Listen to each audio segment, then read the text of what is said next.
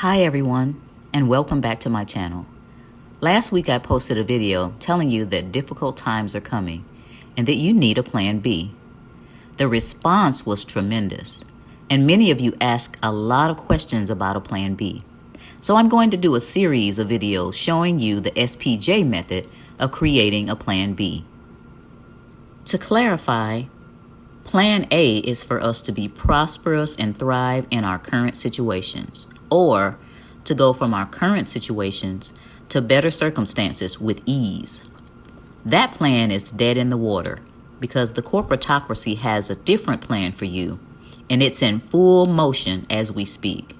You can see it all around, with cushy jobs being eliminated, stores closing, and empty shelves in just about every store that didn't close. The first and most important part of creating your plan B is to figure out your goals. What is it that you want to achieve? Do you want a way to protect your family from danger? Do you want a way to create income in any economy or lack thereof? Do you want to have an offshore haven to retreat to when the wheels come off? Many of you probably want all of that.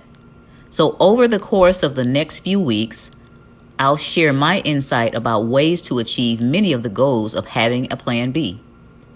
Your particular plan B will hinge on where you want to end up. Some people want to hunker down where they are right now. Some people want to stay in the United States, but somewhere else. And some people want at least one place to go outside of the United States. We'll touch on all of those scenarios in this series.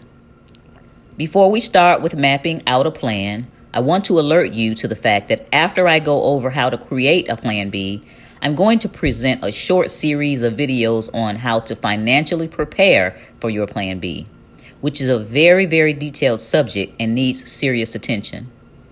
How can we create a solid plan B without a financial plan and without resources? The financial series will not be on YouTube though, because I want to talk openly and I don't want to be shadow banned. Therefore, if you want to get the financial scoop, you'll need to go over to my website and subscribe to my private email list so that you won't be denied the right to glean from the financial knowledge nuggets that are coming.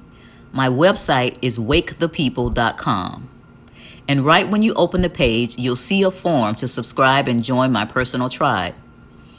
I'll be free and uncensored when I do these videos, and you'll be able to hear the rest of the story. Now we're going to start the Plan B series with the scenario for those that want to stay where they are. For whatever reason, some people are determined to weather any storm or other disaster where they currently lay their head, and that's fine. However, unless you're alone in the middle of a forest, you'll still need a Plan B. You need to set up in your present location properly to secure yourself and your family.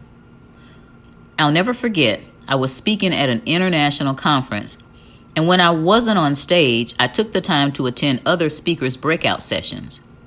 Catherine Austin Fitts was doing a breakout and talking about having a plan B. One of the attendees proudly stood up and said that he had 10 acres with a large garden and a water well, and that he was 60 miles from the nearest large city. In essence, he was saying that he had a foolproof plan for him and his family in case of trouble. Catherine then said something that made the hair on the back of my neck stand up. She said, "All that's fine, sir, but if your neighbor is hungry, you're not safe." There are things you need to do in your current location to assist in your safety and survival. One of the things that I did was to buy a survival handbook so that I could learn the ways to survive in many different situations. Most of us have shelter, and it's fairly easy to get clothes. But it's food and water that are more important and more of a concern. We can only live 3 days at most without clean water. So what if our water system in the cities is attacked? Do you have enough water for your family to survive for a week? What about a month? I've put systems in place that will help with the food and water issue. For example, I have a garden inside and outside of my home. I have special buckets and stainless steel mesh to cover them for rainwater catchment and a mini water filtration system for the water. These are only a few of the things that you may want to put in place to secure your current dwelling and surroundings. If you live in a rural area, it would behoove you to plant as many vegetables and fruit trees and bushes as you can. You may want to build your own greenhouse or covering for them because, as I said in the first year that I planted, I'm not spending all this time out here just to feed the birds and other animals. As far as water, at the Homesteader Conference that I attended in May, I learned how to make a rainwater catchment system that was simple but effective, as the presenter put muddy water in the top bucket, and after it flowed through the holes of each bucket, it was no longer muddy. For those that live in the city or in the suburbs, you may have a little less land and a little less privacy. You may want to find a way to plant on a balcony or inside your house or even on a rooftop. If you have a yard, you can utilize the front and backyard for planting during each planting season.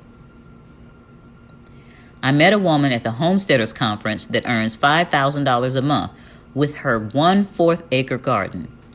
She showed us pictures, and every area of her backyard was filled with vegetables, sometimes stacked 6 or 7 feet high in special planters. She is not only feeding her family, but many others. It would be good to build community with the people in your area if you're planning to stay put.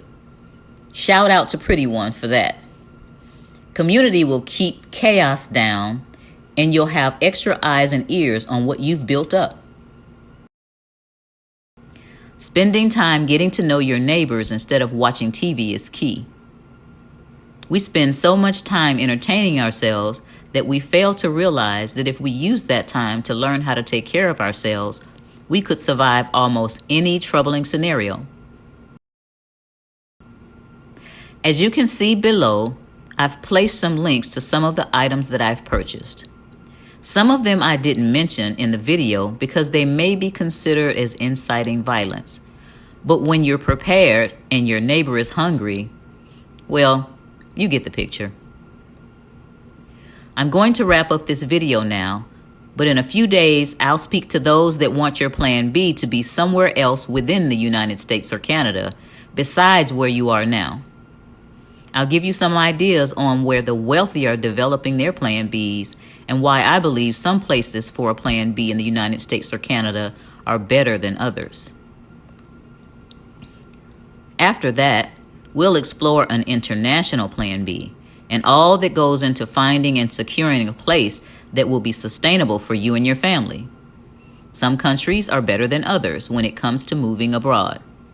The International Plan B series is going to be more than one video because there is a lot to cover with that topic.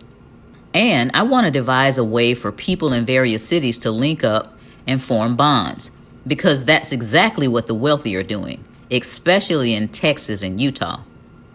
Let me know if you have any ideas on how to get that going.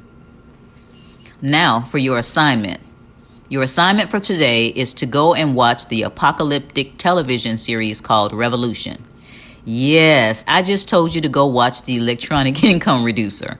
But some shows, especially sci-fi and the dystopian ones, are giving you a clue about what they have in mind for you.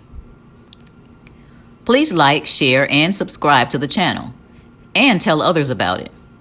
And please remember to go over to my website, wakethepeople.com, so you'll be on the list to get the financial teaching videos that I'll do next month, because I'd rather not put those on this platform. Be vigilant and be blessed. Talk to you soon.